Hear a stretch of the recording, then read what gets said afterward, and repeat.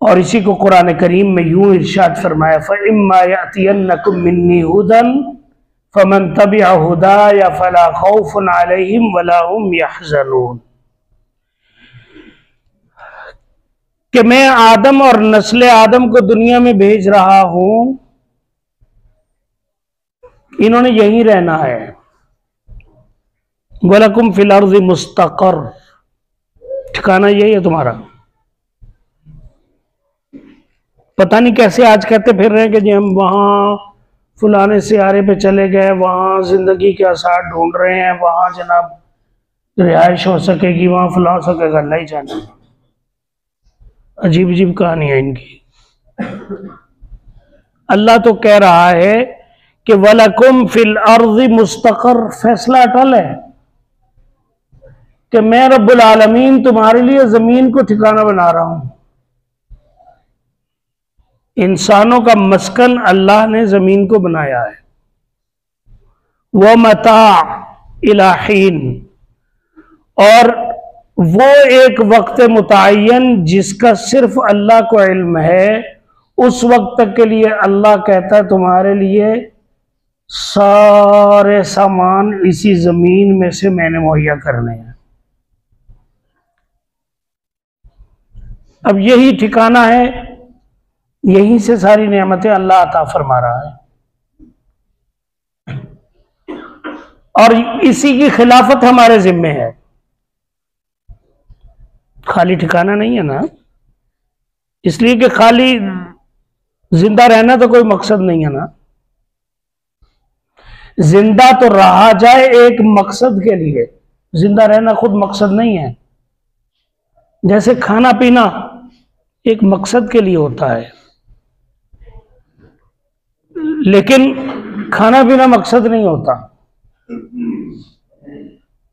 जो खाने पीने को अपना मकसद बना ले, फिर वो अपने मकसद हयात से महरूम हो जाता है, गाफिल हो जाता है। तो इसी तरह जमीन अल्लाह रब्बुल इज्जत ने हमारे लिए सारे सामान इसी में से मुहैया कर रहा है। यही हमारे लिए एक बड़ा सारा गोदाम है जिसमें से हर चीज जरूरत की निकल रही है, अल्लाह मुहैया कर रहा है। लेकिन ये एक वक्त मुतय्यन तक के लिए है।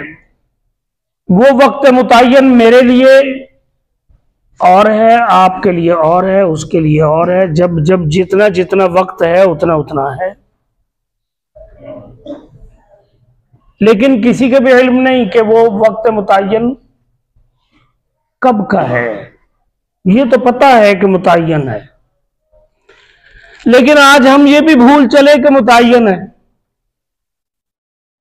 हम तो यही कह रहे हैं, समझ रहे हैं, और ज़हन में यही हरकतें बता रही हैं कि ज़हन में यही है कि बस यही रहना है। बस हमने नहीं जाना, वो चला गया, हमने तो यही रहना है। अल्लाह रब्बुल इज्जत फरमा रहे हैं, कुल्लु नफ्सिन ज़ाइक़तुल मौत, हर एक ने जाना है, कोई नहीं बचेगा।